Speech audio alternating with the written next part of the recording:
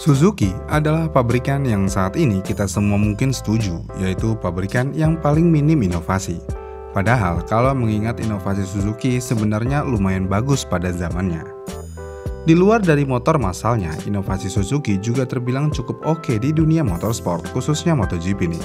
Suzuki yang sempat hengkang dari MotoGP dan kembali lagi ke MotoGP di era Ducati yang semakin menggila, namun Suzuki bisa membuat motor yang kencang dan bisa menang. Yang menariknya adalah, pabrikan Jepang lain selalu mengeluhkan mesin inline 4-nya yang dirasa sudah kurang bisa bersaing dengan mesin V4. Tapi Suzuki membuktikan kalau itu salah. Mereka bisa menang melawan mesin V4 dengan mesin inline 4. Dari sini aja kita bisa tahu kalau Suzuki itu emang jenius sebenarnya dalam hal inovasi, apalagi di MotoGP. Peraturannya sangat ketat. Jadi, menambah 5-10 horsepower aja adalah hal yang cukup sulit. Dan Suzuki bisa mengakali hal tersebut dan bisa berinovasi jauh dari pabrikan lainnya. Namun sayangnya karena keuangan Suzuki berhenti dari MotoGP. Mir is the world champion of 2020 in MotoGP. Suzuki memang terkenal memiliki motor yang kencang-kencang dari zaman dulunya. Dan DNA motor Suzuki kencang itu tidak terputus di tengah jalan karena Suzuki sampai saat ini memiliki motor yang kencang. Saat ini motor Suzuki yang terkenal kencang ada dua. Yang pertama ada Satria F dan yang kedua ada GSX 150R. Tapi di sini kita mau fokus Suzuki GSX 150R-nya aja ya. Pertanyaannya, kenapa harus Suzuki GSX 150? Buat kalian pecinta kecepatan, Suzuki GSX R 150 sudah terkenal menjadi motor yang paling kencang di antara motor sport fairing entry level, yaitu 150cc. Kenapa motor GSX ini bisa kencang? Tentu aja karena motor ini menggunakan mesin DOHC murni dengan spesifikasi bornya di 62 mm dan stroke-nya di 48,8 mm yang bisa menghasilkan kompresi di 11,5:1. Dengan spesifikasi tersebut, mesin GSX bisa menghasilkan tenaga maksimum di 18,9 horsepower dengan torsi maksimumnya di 14 Nm. Dengan spesifikasi seperti itu, motor ini bisa melaju dari 0 ke 100 dalam waktu 14,8 detik dan top speed-nya bisa sampai 148 km/jam. Ya, walaupun di atas kertas mirip seperti R15, namun nyatanya Suzuki GSX 150 bisa lebih cepat dan ngebut. Kok bisa? Tentu aja ada hal selain mesin yang membuat motor ini bisa ngebut. Yang pertama itu ECU. ECU GSX di limit setting di 13.000 rpm, yang berarti motornya bisa mencapai performa puncaknya tanpa ada halangan. Selain itu, throttle body motor ini juga cukup besar, yaitu di 33 mm. Dengan kondisi ECU yang punya limit tinggi dan TB yang cukup gede, maka motor ini dalam kondisi standar sudah cukup enak digunakan, apalagi di rentang menengah ke atas.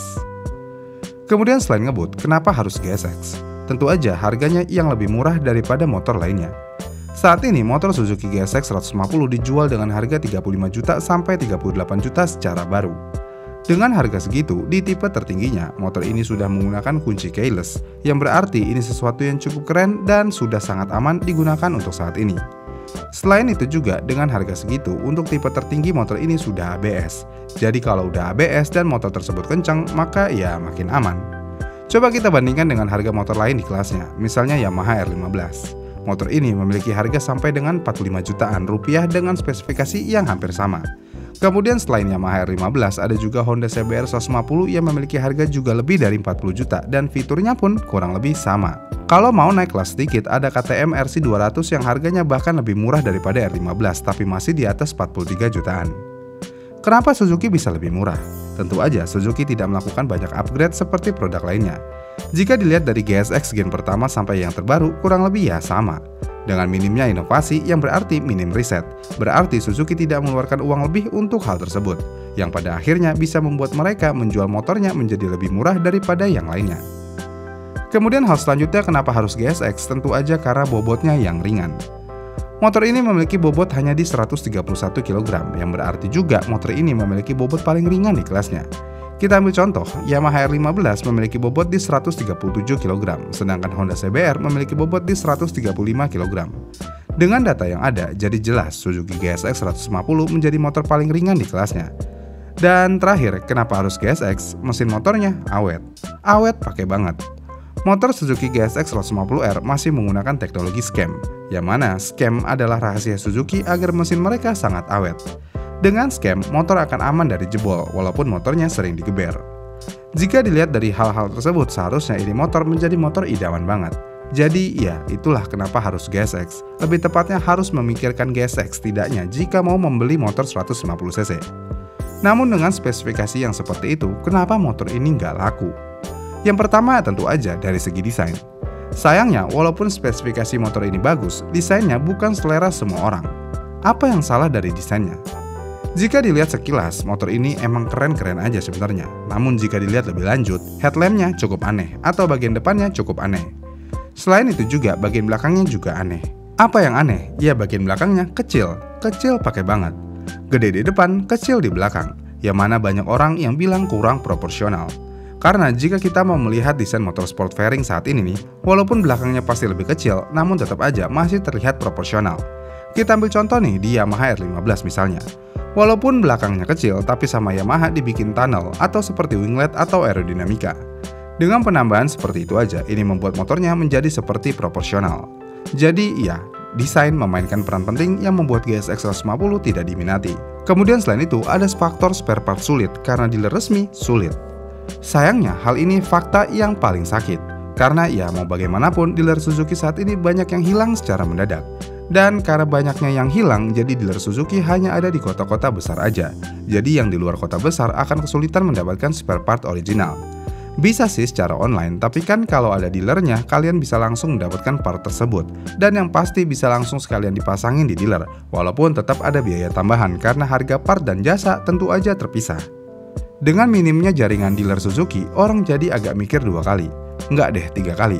Atau mungkin 4-5 kali untuk membeli motor Suzuki. Namun, jika mengingat motor Suzuki tidak rewel, cukup ganti oli sama isi bensin aja motor tersebut pasti gelinding, seharusnya hal seperti ini bisa dipikirkan ulang. Namun selain itu, untuk kalian yang suka modifikasi nih, part Suzuki juga dibilang kurang melimpah atau lengkap.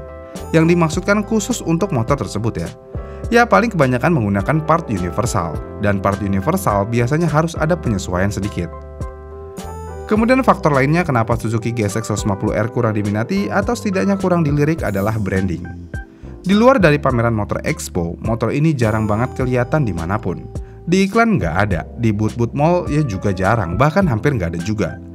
Dengan kurangnya pendekatan kepada masyarakat, Suzuki menjadi brand yang bisa dibilang ada dan tiada. Dan kondisi ini juga bikin bingung, ini motor masih dijual atau diproduksi nggak sih? Ini bisa kita lihat di pencarian Google yang tentunya ada pertanyaan, apakah Suzuki GSX 150 masih diproduksi? Dengan adanya pencarian Google seperti itu, berarti banyak orang yang mengetik keyword tersebut dan bingung apakah motor tersebut benar-benar masih diproduksi atau enggak. Bahkan nih, jawabannya mengejutkan. Google sendiri sampai bingung dengan menyatakan kalau motor tersebut sudah tidak lagi diproduksi. Namun jika dilihat dari websitenya, ya masih dijual. Jika masih dijual, berarti masih diproduksi. Iya kan? Kemudian terakhir, kenapa motor ini tidak diminati? Tentu aja tidak moge look alias kecil. Saat ini orang tergila-gila dengan moge look. Berapapun cc-nya minimal harus moge look. Nah kalau ngomongin desainnya yang kecil, motor ini jauh dari kata moge look. Selain dari desain, motor ini benar-benar kecil. Kayak motor anak SMP yang lagi belajar motor. Jika kalian memiliki tinggi badan di 170-175 cm, jelas motor ini kekecilan buat kalian. Kaki kalian akan nekuk banget, handlingnya juga jadi nggak enak, performansnya jadi nggak dapat, dan gaya berkendara ya tentu aja jadi nggak proporsional lagi. Dengan kekurangan yang cukup masif ini membuat kelebihan Suzuki GSX 150R jadi tenggelam. Lagian siapa juga yang mau ngebut-ngebutkan di jalan raya? Karena satu-satunya kelebihan motor ini selain awet tentu aja cuman ngebut. Dan kalau kalian nggak suka ngebut ya tentu aja Suzuki GSX akan kalian pandang sebelah mata. Itulah Suzuki GSX R 150. Motor ini sebenarnya layak dicoba dan dipelihara, tapi harus siap konsekuensinya. Desain kurang, disukai semua orang, dan kecil. Gimana nih menurut kalian? Apakah Suzuki GSX 150 layak dibeli? Komen di kolom komentar di bawah ya, dan sampai jumpa di video selanjutnya.